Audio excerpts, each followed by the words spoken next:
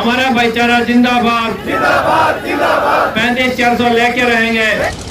नमस्कार दोस्तों, आप जुड़ चुके हैं रियल न्यूज़ हरियाणा के साथ। लगातार 5 दिन से सभी क्लर्क और जो लिपिक हैं सभी के सभी हड़ताल पर हैं। अगर हम किसी भी ऑफिस में जाते हैं, दफ्तर में जाते हैं, सब सुनसान नज़र आ रहा है। कहीं भी अगर जाते हैं हर कंप्यूटर खाली नज़र आता है। जब हम किसी अफसर के पास जाते हैं, कोई कार्य करवाने के लिए जाते हैं तो कोई भी कार्य नहीं है हो रहा, नहीं बन पा रहा। लेकिन जब हम फतेहाबाद पहुंचे तो सेक्रेटरीट के सामने देखा तो सभी क्लर्क यहां पर बैठे हुए नज़र आए। पूरी जानकारी इनसे प्राप्त करेंगे कि क्या कारण है, क्यों इतनी बड़ी हड़ताल इन्होंने की है। इनकी वजह से पूरा हरियाणा के अंदर जो कामकाज था वो ठप हो चुका है। अगर बात करें सरकार की, सरकार क्यों नहीं इनकी बात मान रही है, क्योंकि अगर इलेक्शन की बात करें तो सिर पर इलेक्शन है। और अगर ये सभी कर्मचारी सरकार के विरुद्ध चले गए तो सरकार को बहुत बड़ा खामियाजा भुगतना पड़ सकता है। तो क्या मांगे हैं और क्यों इतनी बड़ी हड़ताल इन्होंने की है, तो पूरी जानकारी जो यहाँ पर हड़ताल पर बैठे हैं कर्मचारी उनसे करेंगे। सर नमस्कार। सर क्या नाम है आपका? Ajmer Singh, revenue department, DC office Fatehabad से। तो क्या कहेंगे सर, जो हड़ताल पर आप बैठे हैं क्या मांग है और कब से ये हड़ताल चल रही है? देखो, ये डिमांड विधिवत तरीके से संवैधानिक तौर पर हमारे CAWS ने पिछले 2.5 साल से बीड़ा उठा रखा है और शांतिपूर्ण तरीके से हमने विधानसभा के सदस्यों के मंत्रियों के माध्यम से, उपायुक्तों के माध्यम से मुख्यमंत्री को विधिवत तरीके से ज्ञापन दिए हैं, मांग पत्र सौंपे हैं। लेकिन सरकार कुंभ की नींद सोई हुई है, जो कि खेद का विषय है। इससे जनता में भी परेशानियां और हम भी परेशान हैं। लेकिन सरकार चुप बैठी है। ये इन्होंने देना कहाँ से है? जो जनता टैक्स देती है उससे संतरी से लेकर मंत्री तक सबको वेतन मिलता है, उनको भत्ते मिलते हैं, तो इन्होंने अपनी जेब से तो देना नहीं।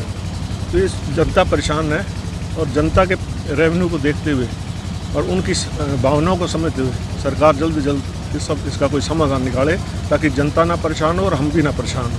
हमें कोई शौक़ नहीं है दरी पर बैठने का।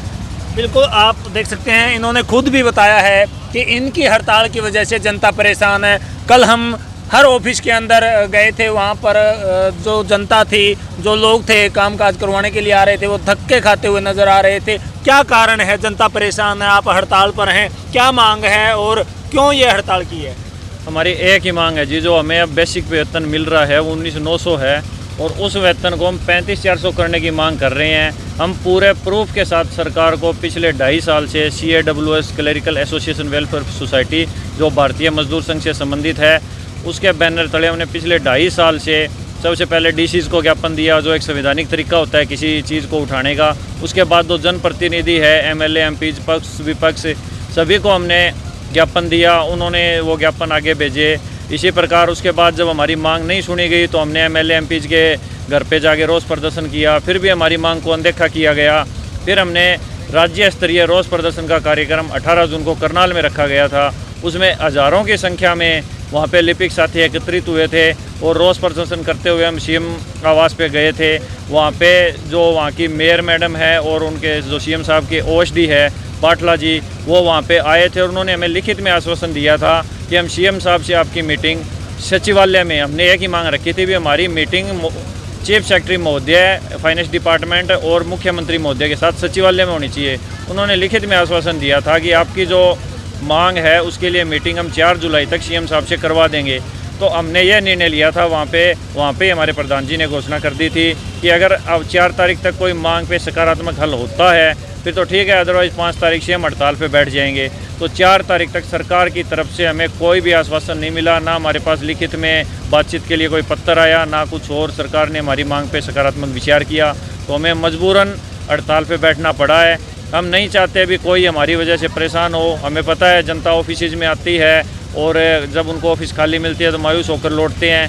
वो भी हमारे ही आदमी हैं, हमारे ही साथी है जो उनको परेशान होना पड़ रहा है। उसके लिए हम उनसे माफ़ी मांगते हैं। हमारा कोई शौक़ नहीं है हड़ताल करना, हम भी सरकार ने हमें लगा रखे है जनता का काम करने के लिए, हम करते आए हैं, करते रहेंगे। अगर सरकार आज हमारी मांग अभी मान लेती है तो हम अभी ऑफिस में जाके काम करने के लिए तैयार हैं। लेकिन जब तक सरकार हमारी मांग नहीं मानती, लिखित में हमें नहीं मिलता कि आपकी मांग मान ली गई है, तब तक हम धरने से नहीं उठेंगे, धरना जारी रहेगा। अभी तक आपकी मांग नहीं मानी गई है, चुनाव भी नज़दीक हैं। अगर बात करें चुनाव की तो अगर अब भी आपकी बात नहीं मानती है सरकार, तो आगे क्या कदम रहेगा आपका? देखो जी, सरकार मांग नहीं मान रही है, सरकार का एक नकारात्मक रवैया है।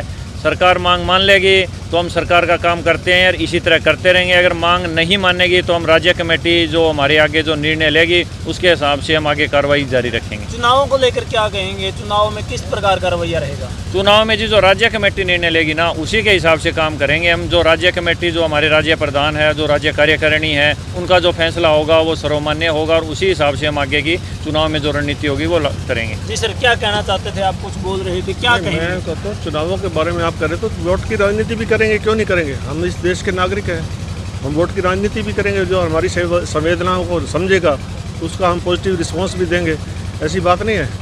तो बड़ा नहीं जो भावों में बहती, जिसमें रसदार नहीं। धिक्कार है ऐसे इंसान पर जिसको इंसानियत से प्यार नहीं। हम इंसान हैं, हमें दुख होता है। हमारे साथी आते हैं गाँवों से, ग्रामीण क्षेत्र से, शहरों से आते हैं काम के लिए, और वो दुखी होकर बेचारे परेशान होकर जाते हैं। और हमें तनख्वाह कौन देता है?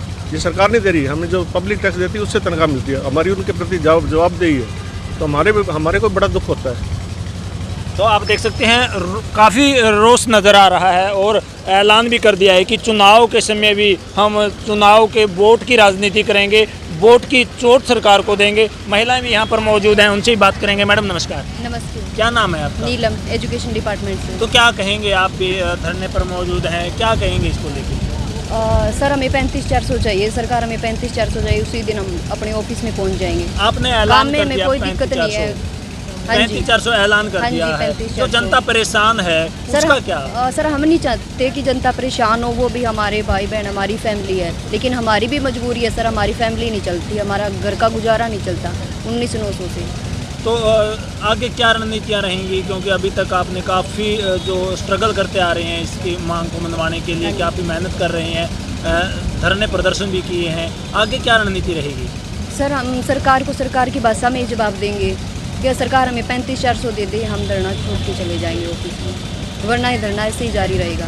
और सब पूरे हरियाणा में सभी डिपार्टमेंट के क्लर्क धरने पे बैठे हैं और ऐसे ही बैठे हैं। तो देख सकते हैं जो पूरे हरियाणा के क्लर्क हैं उन्होंने ऐलान कर दिया है जब तक 35,400 इनको नहीं मिलेगी तब तक ये जो अनिश्चितकालीन हड़ताल है ये चलती रहेगी।